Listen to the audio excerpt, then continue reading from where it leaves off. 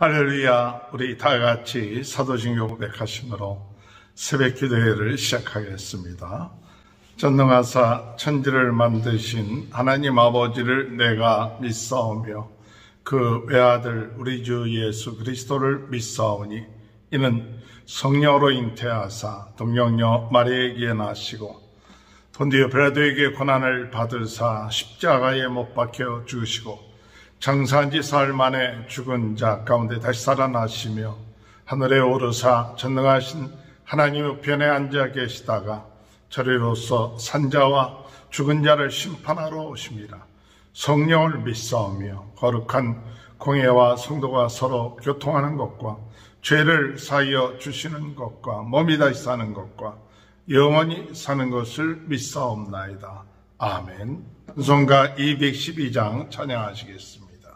겸손히 주를 섬길 때 괴로운 일이 많으나 구주여 내게 힘 주사 잘 감당하게 하소서. 인자말을 가지고 사람을 감화시키며 갈 길을 잃은 우리를 잘 인도하게 하소서. 구주의 귀한 인내를 깨달아 알게 하시고 굳건한 믿음 주셔서 늘 승리하게 하소서. 장래의 영광 비추사 소망이 되게 하시며 그주와 함께 살면서 참 평강 얻게 하소서.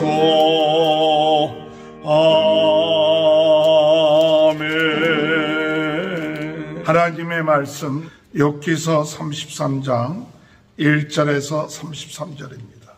그런즉 욥이여 내 말을 들으며 내 모든 말에 귀를 기울이기를 원하노라. 내가 입을 여니 내 혀가 입에서 말하는구나. 내 마음의 정직함이 곧 내 말이며 내 입술이 아는 바가 진실을 말하느니라. 하나님의 영이 나를 지으셨고 전능자의 기운이 나를 살리시느니라. 그대가 할 수 있거든 일어나서 내게 대답하고 내 앞에 진술하라.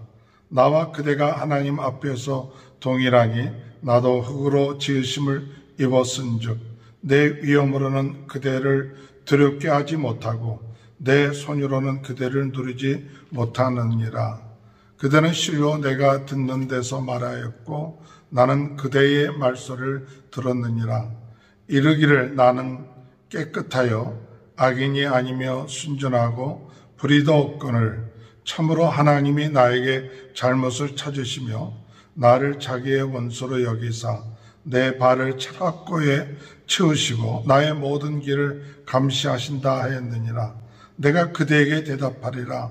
이 말에 그대가 의롭지 못하니 하나님은 사람보다 크심이니라. 하나님께서 사람의 말에 대답하지 않으신다 하여 어찌 하나님과 논쟁하겠느냐.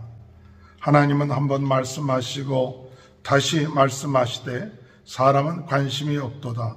사람이 침상에서 졸며 깊이 잠들 때에나 꿈에나 밤에 환상을 볼 때에 그가 사람의 귀를 여시고 경고로서 두렵게 하시니 이는 사람에게 그의 행실을 버리게 하려 하심이며 사람의 교만을 막으려 하심이라.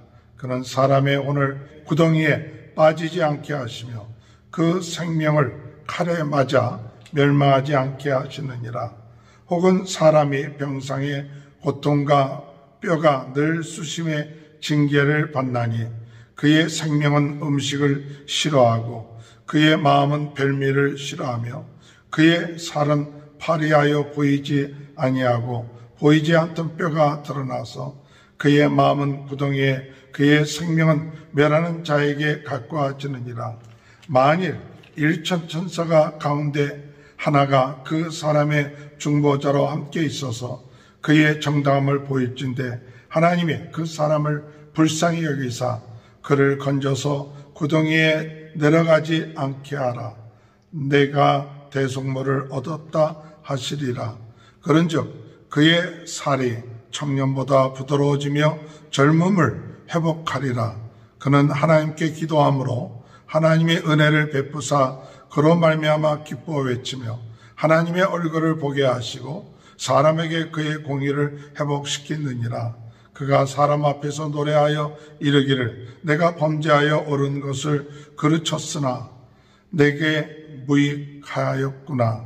하나님이 내 영혼을 건지사 구덩이에 내려가지 않게 하셨으니 내 생명의 빛을 보겠구나 하리라. 실로 하나님이 사람에게 이 모든 일을 제삼 행하심은 그들의 영혼을 구덩이에서 이끌어 생명의 빛을 그들에게 비추려 하심이니라. 여비여 내 말을 귀담아 들으라. 잠잠하라. 내가 말하리라. 만일 할 말이 있거든 대답하라. 내가 기쁜 마음으로 그대를 의롭다 하리니 그대는 말하라. 만일 없으면 내 말을 들으라. 잠잠하라. 내가 지혜로 그대를 가르치리라. 아멘. 할렐루야. 오늘도 하나님의 크신 은혜와 축복이 함께 하시길 주님의 이름으로 축원합니다.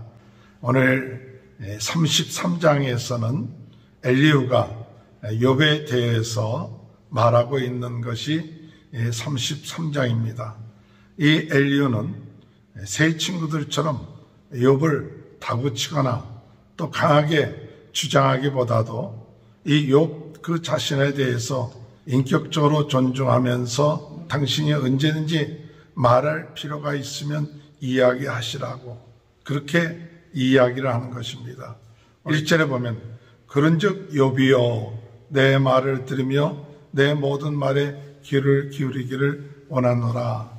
사람이 대화를 하는 데 있어서 상대방을 자기가 말하고자 하는 그 뜻을 가지고 무시하고 무조건 들어야 된다. 그와 같은 자세를 취했던 것은 바로 욥의 세 친구들이었죠. 그래서 내가 당신보다 낫다. 또 당신은 고난을 받고 우리는 고난을 받지 않기 때문에 나는 너보다 낫다. 우리들은 너보다 낫다. 그러니까 너희는 우리의 말을 들어야 된다. 그것은 네가 고난을 받는 것은 죄가 있기 때문에 고난을 받는 것이다. 이렇게 세 친구들은 그렇게 얘기를 했었습니다. 그것에 대해서 욥은 이야기하기를 나는 큰 죄를 지은 것이 없다. 그리고 또한 하나님이 이와 같은 고난을 주실 때는 하나님의 뜻이 있을 것이다 하면서 계속 자기의 주장을 얘기했죠. 그러다 보니까 31장까지 계속 팽팽하게 욥과 욥의 세 친구들이 서로 결론을 내지 못한 그런 상황 가운데 있을 때 이 엘리후가 나타나서 이야기를 하는 것이죠. 그때 이 엘리후는 성령의 감동이 되어서 이 욥에게 이야기를 하는데 그것은 어떤 강하게 자기의 주장을 얘기하는 것이 아니라 성령의 그 역사심을 따라서 한 인격을 존중하고 나가는 그런 모습을 보는 것이죠. 오늘 성령님께서는 우리 한 사람 한 사람을 귀하게 여기시고 존중하면서 이야기하기를 원하십니다. 우리는 어떤 교리를 가지고 그들을 판단하고 정죄하는 것이 아니라 그들 한 영혼 한 영혼을 귀하게 여기고 동등되게 여기는 그와 같은 마음을 가지고 대화하는 것이 참 중요하다.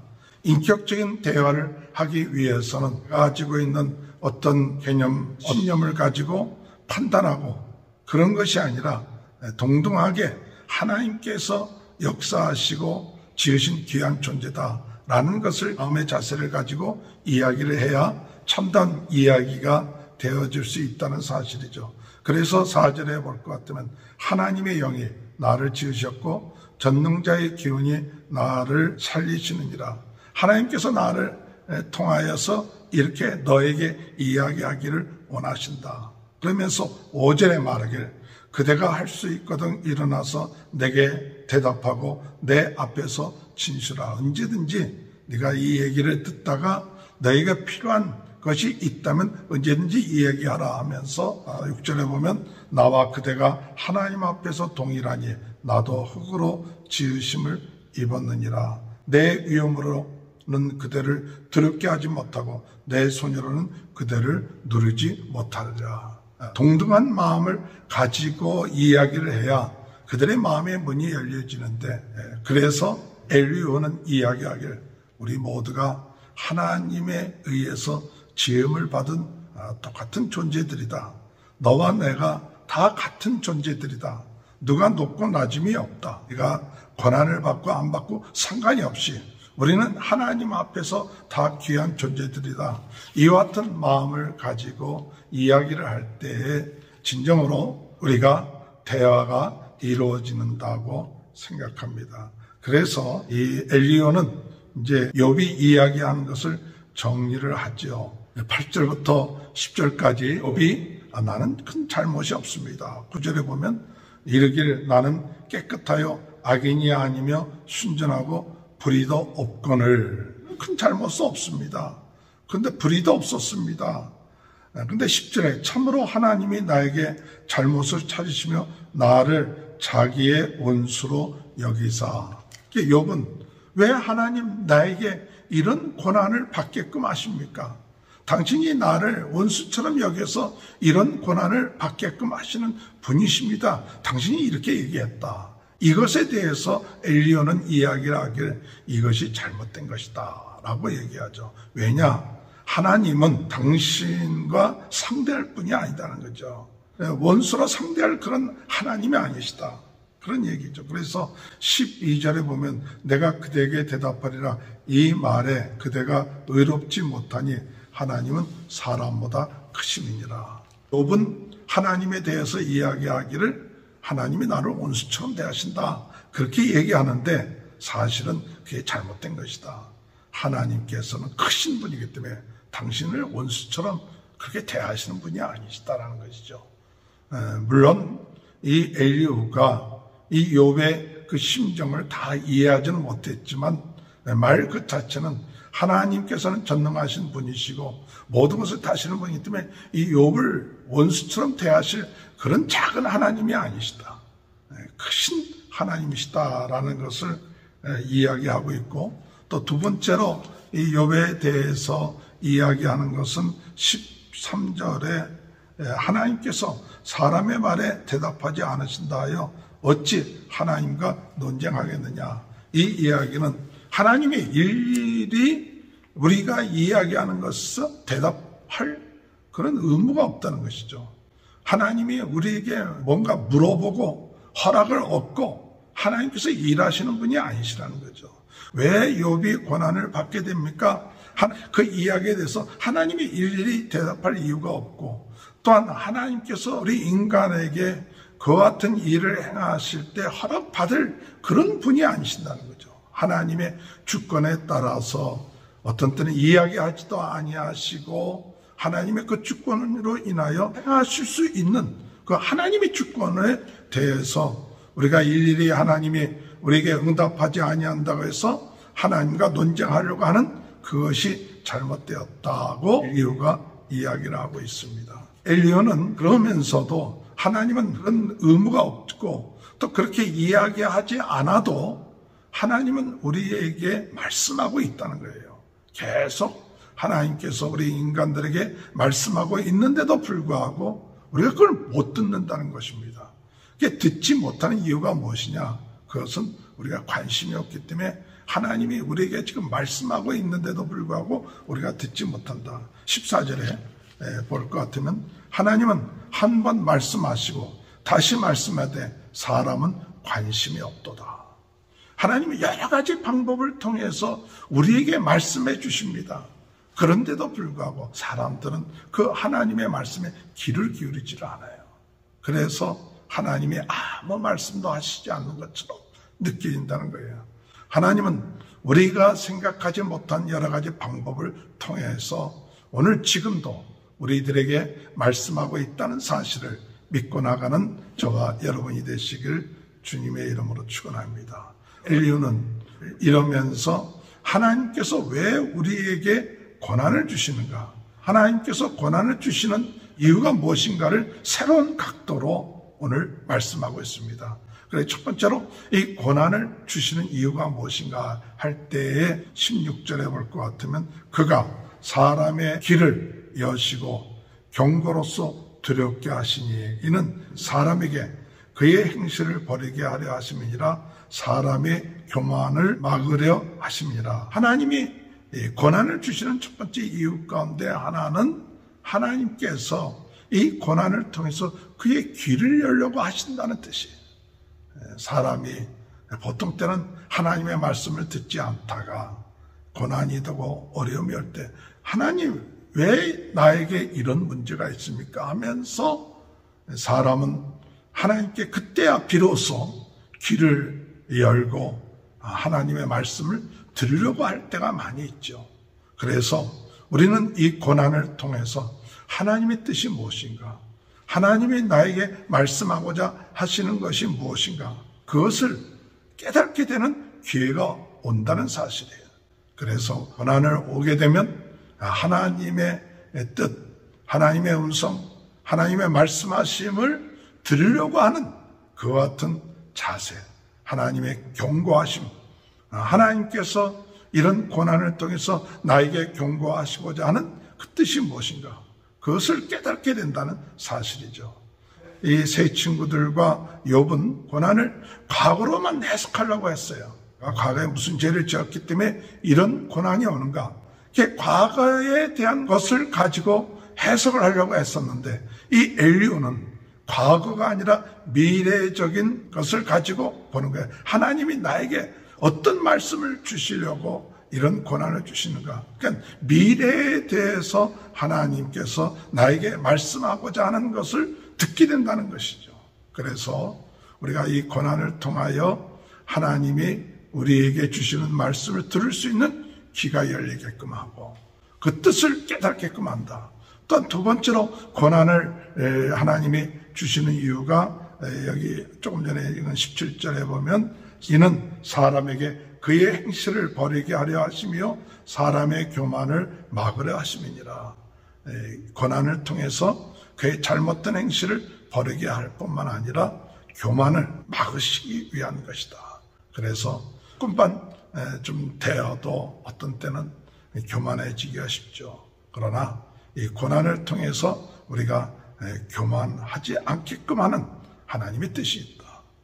사도 바울이 그가 가시가 있을 때 하나님께 기도했더니 하나님께서 응답하시길 내 은혜가 내게 족하도다. 내가 자고하지 않게끔 하신다. 또한 세 번째로 이 24절을 보면 하나님이 그 사람을 불쌍히 여기사 그를 건져서 구덩이에 내려가지 않게 하사 내가 대속물을 얻게 하시리라. 이 고난이 대속물이 되게끔 하는 거예요. 이 대속물이라고 얘기하는 건 대신 치르는 거죠. 뭐에 대한 대신 치르는 거냐? 구덩이에 내려가는 거죠. 멸망에 빠지는 것에 대한 대속물이 고난이라는 거예요. 그래서 고난이 없었다면 멸망으로 빠질 수밖에 없었지만 이 고난이 대속물이 되어서 멸망에 빠지지 않게끔 하시는 것이 바로 고난이었다. 고난은 멸망에 빠지지 않게 하기 위한 하나님의 대속물이다. 아주 유명한 그 이야기가 바로 이 고난의 대속물이다. 26절에 볼 것 같으면 그는 하나님께 기도함으로 하나님의 은혜를 베푸사 그로 말미암아 기뻐 외치며 하나님의 얼굴을 보게 하시고 그 사람에게 그의 공의를 회복시키느니라. 이 고난을 통해서 기도하게 하시고 그로 하여금 회복하게끔 하시는 그런 뜻이 있다는 것이에요.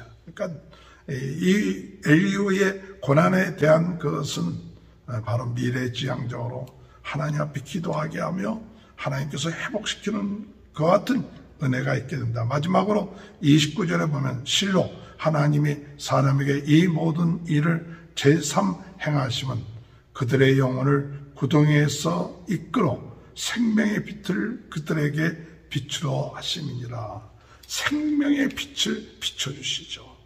생명의 빛을 고난을 통해서 생명의 빛을 비추게 하고 회복시켜 주시는 그와 같은 역사가 있게 하기 위해서 하나님이 고난을 주시는 것이다. 그러니까 이 고난이 죄 때문에 그런 것도 아니고 또한 욥의 어떤 잘못 때문에 그런 것도 아니고 욥이나 이 세 친구들의 얘기는 과거의 어떤 잘못 때문에 고난이 있는 것이 아니라 하나님의 계획이고 또 하나님의 경고하심 또 하나님의 우리를 사랑하셔서 대속물로 이런 고난을 주시는 그와 같은 것을 통하여 하나님 앞에 영광을 돌리게끔 하시는 거니까 네가 이 고난을 미래지향적인 그 같은 눈을 가지고 해석하고 또 고난을 가지고 나갈 때 거기에 하나님의 크신 은혜를 깨닫게 된다는 것을 이야기합니다. 오늘 이와 같은 은혜가 저와 여러분의 삶 가운데 함께 하시길 주님의 이름으로 축원합니다. 하나님 아버지, 고난의 이유가 과거에 지은 잘못과 죄 때문이라고 하는 생각에 머물러 있지 않게 하시고 엘리후가 성령에 감동되어서 이야기하는 것처럼 부신 뜻을 깨닫게 하시고 우리의 길을 열게 되고 교만하지 않게 되고 또한 하나님 회복하는 기회가 되며 생명으로 인도하는 기회가 된다는 사실을 깨닫고 고난 앞에서 낙심하지 않고 더 하나님께 부르짖어 기도하며 고난을 극복해 나갈 수 있는 저희 모두가 될 수 있도록 은혜 허락하여 주옵소서. 코로나로 인하여 어려움을 당하고 있는 모든 분들 회복시켜 주시고 우리 성도들의 가정에 하나님 축복하시고 자녀들을 축복하시고 믿음으로 든든히 서게 하시고 또한 하나님 병든 자 병 낫게 하시고 오늘도 강건케 하여 주시며 승리한 하루 되게 하여 주옵소서. 지금은 우리 주 예수 그리스도의 은혜와 하나님 아버지의 극전하신 사랑하심과 성령의 감동, 감화, 내주 교통하신 역사가 고난을 통하여 더욱 하나님께 가까이 나아가는 귀한 축복이 지금부터 영원토록 함께하여 주시옵기를 간절히 축원하옵나이다. 아멘. 우리 다 같이 주여 세 번 외치고 통성으로 기도하시겠습니다. 주여, 주여, 주여. 할렐루야. 하나님 아버지 은혜를 감사합니다. 아버지, 주여, 아버지,